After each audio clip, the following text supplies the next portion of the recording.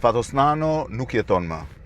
Lajmin e mora pak kohë më parë, ndërkohë që po udhtoi për në malin Athos për xhirime në një nga vendet e shenjta ortodokse, por dhe nga vendet më të vështira ku mund shkosh. Fatosnano ndroi jetë në moshën 73 vjeçare, mbas një lëndëngimi relativisht të gjatë disa javor në një nga spitalet e Tiranës. Natyrisht që humbjet Fatosnanos është një humbje në radhë parë për familjen e tij, për njerëzit e tij të afërt, për familjen e tij politike, por dhe për të gjithë ata njerëz që e kanë njohur dhe kanë besuar tek ai.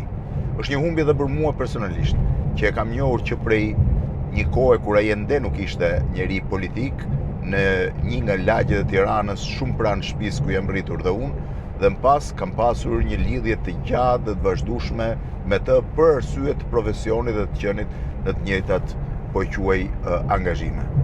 Fatosnano është lindur në Tiranë. Ai ishte djali i Thanas Nanos, një po quaj kuadri komunist të kohës, i cili kishte qenë antar i Partisë Komuniste, partizan dhe që më pas pati pothuajse një karrierë në fushën e kulturës dhe të televizionit. Ai ka qenë për shumë kohë dhe drejtori i televizionit. Fatosnano u rrit me një lloj shpirti liberal të kohës, madje me një lloj po e quaj dëshire të fëmijëve për të mos ju ngjarë prindërve të tyre. Ai mbaroi shkollën Hoxha Tasim në Tiranë, fare pranë shtëpisë tij, dhe më pas u transferua në gjimnazin Sami Frashëri, ku u njoh me bashkëshorten e tij të parë, Regginën.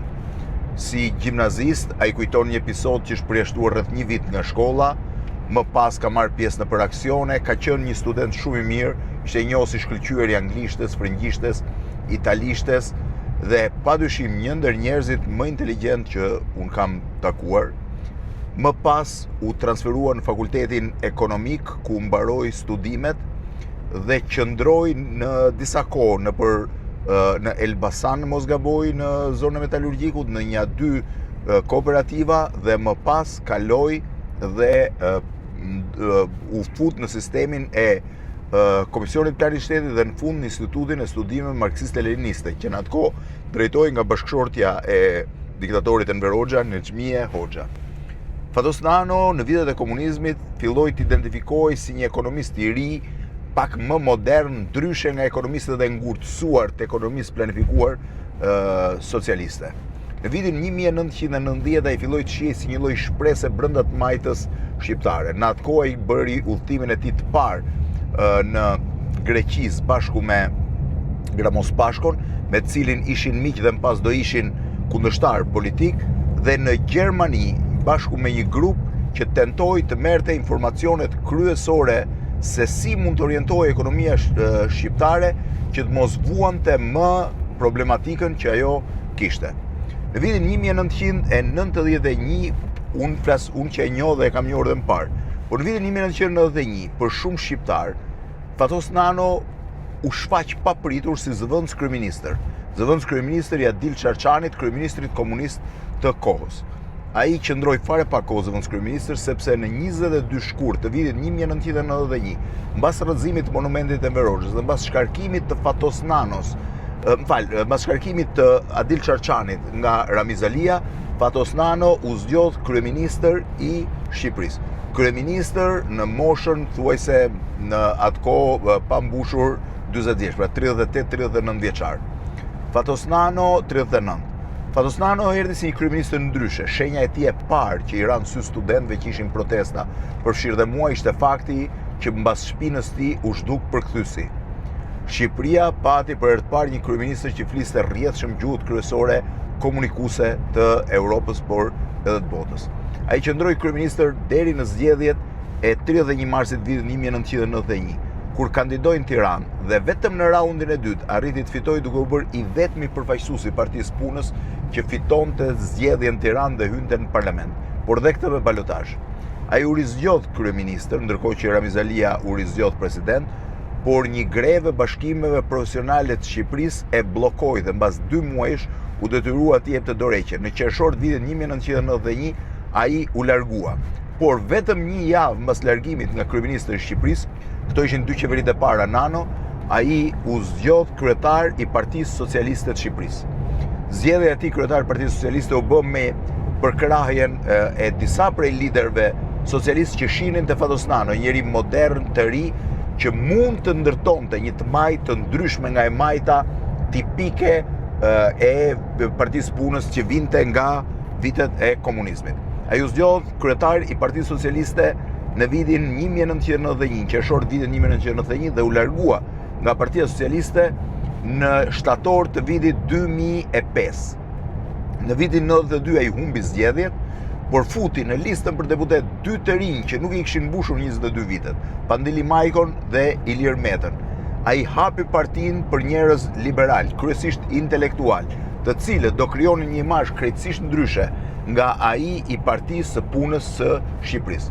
Fatosnano u arrestuan vitin 1993 për historinë e famshme të ndihmave italiane të kompanisë Levante Co, për kohën që kishte qenë kryeministër.